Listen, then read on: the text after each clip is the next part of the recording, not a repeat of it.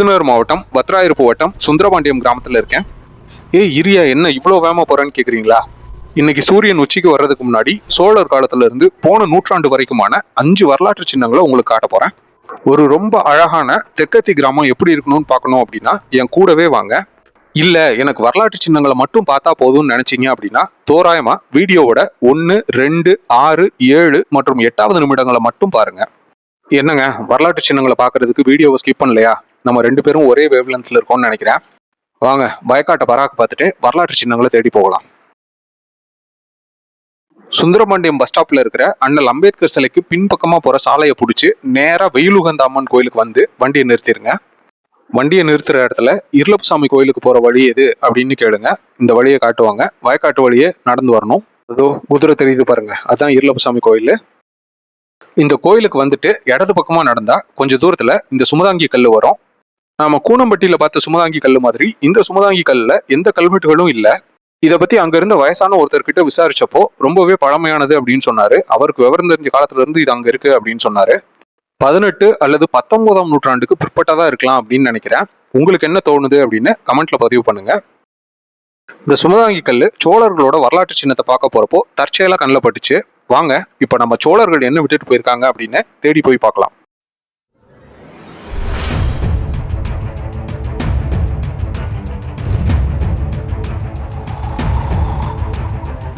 அதோ அங்க ஒரு பாதை வந்து சேருது பாருங்க. அந்த பாதை வழியா வந்தா சுந்தரபாண்டியத்துல இருந்து இங்க வரைக்குமே வண்டியில வந்துடலாம். நாங்க தவறுதலா சுத்தி வந்துட்டோம். ஆனா அப்படி சுத்தி வந்ததுனாலதான் சுமதாங்கி கல்ல பார்க்க முடிஞ்சது.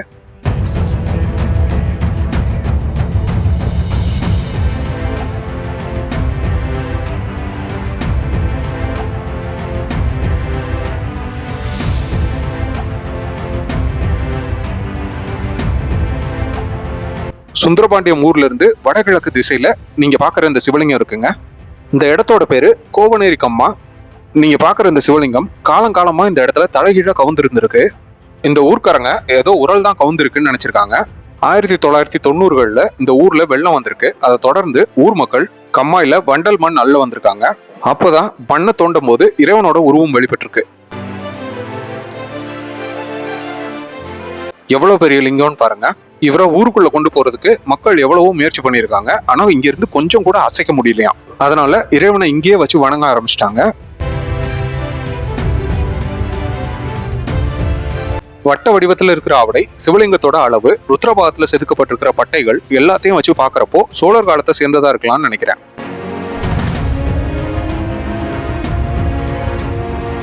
அந்த காலத்துல சாமி சிலைகள்ல ஒரு சின்ன கீறல் விழுந்தா கூட அதை பக்கத்துல இருக்கிற நீர்நிலைகள்ல போட்டுட்டு புது சிலை செஞ்சுக்குவாங்களாம். அப்படிதான் இந்த சிவலிங்கம் இங்க வந்திருக்கணும்னு நினைக்கிறேன். இவ்வளவு பிரம்மாண்டமா ஒரு சிவலிங்கம் இங்க இருக்கு அப்படின்னா ஒரு மிகப்பெரிய சிவாலயம் இந்த இடத்த சுத்தி எங்கேயோ இருந்திருக்கணும். இந்த கேள்வியை மனசுல வச்சுக்கிட்டு ஊரோட அந்த பக்கத்து எல்லையில பாண்டியர்களோட நினைவு சின்னம் ஒண்ணு இருக்கு. வாங்க அதை போய் பார்க்கலாம்.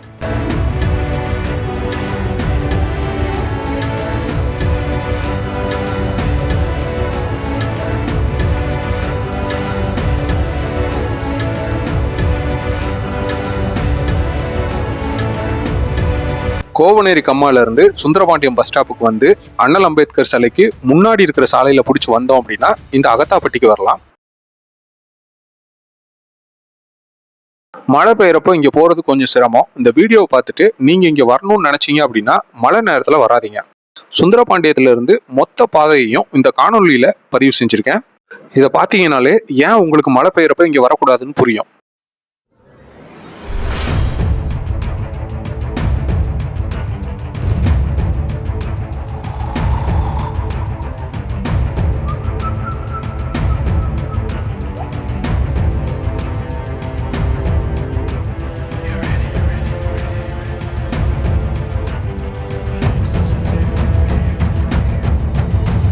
இந்த இடம் எனக்கும் ரொம்பவே ஸ்பெஷல்.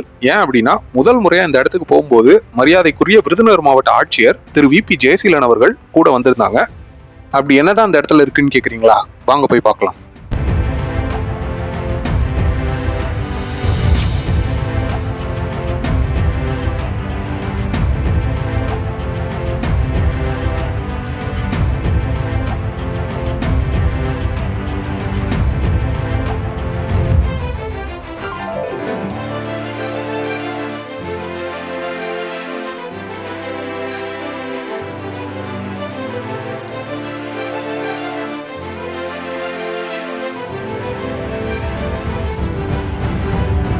விருதுநகர் மாவட்டம் வறட்சியானதுன்னு சில பேர் சொல்லுவாங்க.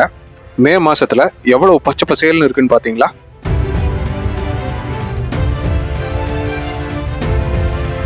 நான் உங்ககிட்ட 5 வரலாற்று சின்னங்கள் சொன்னேன். அதுல இது 3வது ஒரு வயக்காட்டுக்குள்ள இருக்கிற பாண்டியர்களோட நினைவுகள். இந்த வீரனோட தலையை பாருங்க, இவரோட காதுகளோட அமைப்பு, காதுக்கு பக்கத்துல இருக்கிற பேண்ட் மாதிரியான இந்த அமைப்பு, வீரனோட மீசை, இது எல்லாமே நம்ம பெருமாள்பட்டியில ஏற்கனவே பார்த்த அதிவீர ராம பாண்டியன் சிலையில இருந்த மாதிரியே இருக்கு. இவர் அதிவீர ராம பாண்டியன் அப்படின்னு சொல்ல வரல, இவர் அவரோட காலத்துல வாழ்ந்த ஒரு வீரனா இருக்கலாம் அப்படின்னு நினைக்கிறேன். இங்க இருந்த மக்கள் இது ஒரு பெண்ணோட சிலை அப்படின்னு சொன்னாங்க. ஆனா மீசை இருக்கிறதுனால அந்த ஆப்ஷன் ரூல்ட் அவுட். வீரனோட கைகள் சிதைஞ்சிருக்கிறதுனால கையில என்ன ஆயுதம் வச்சிருக்காருன்னு தெரியல. ஆனா காலில் இருக்கிற செருப்பும் இடைவாள் மாதிரியான ஒரு அமைப்பும் தெரியுது. இது கால் தண்டை.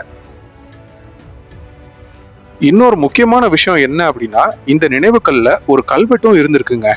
இது இந்த இடத்துல பாருங்க, 3 சொல்லினா தெரியுதா? அதுக்கு பக்கத்துல காணா மாதிரி தெரியுது பாருங்க. போன மாசம் வரைக்கும் இந்த சிலை தனியா தான் இருந்திருக்கு. போன மாசம் தான் சிலைய பீடத்தோட வச்சு பூசியிருக்காங்க. அதனால நமக்கு இப்போ கல்வெட்டு படிக்கிற அதிர்ஷ்டம் இல்ல. கல்வெட்டோட சேர்ந்து என்ன வரலாறு மறைஞ்சு போச்சு அப்படின்னும் தெரியல.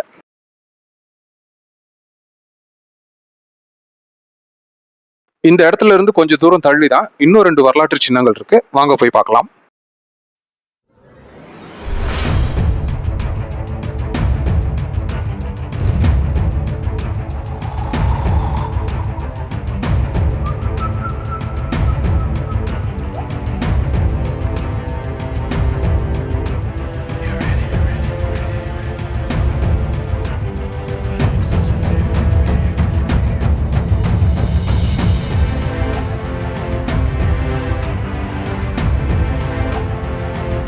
நம்ம தமிழ்நாட்டுல, குறிப்பா தென் தமிழகத்துல எங்கெல்லாம் நீங்க கம்மாய்கள் பாக்குறீங்களோ அதோட கரைகள் எல்லாத்துலயுமே பெரும்பாலும் நம்ம ஐயனார் சாமி பார்க்க முடியும்.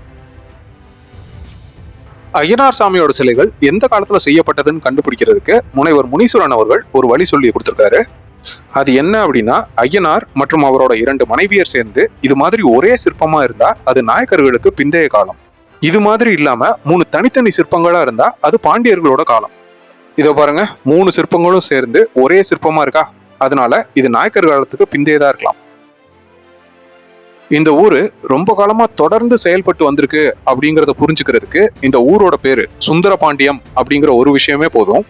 அதோட இந்த ஊரை சுத்தி வெவ்வேறு காலகட்டத்தை சேர்ந்த நிறைய வரலாற்று சின்னங்களும் இருக்கு. அதுல 5வது தான் இப்ப பார்க்க போறோம்.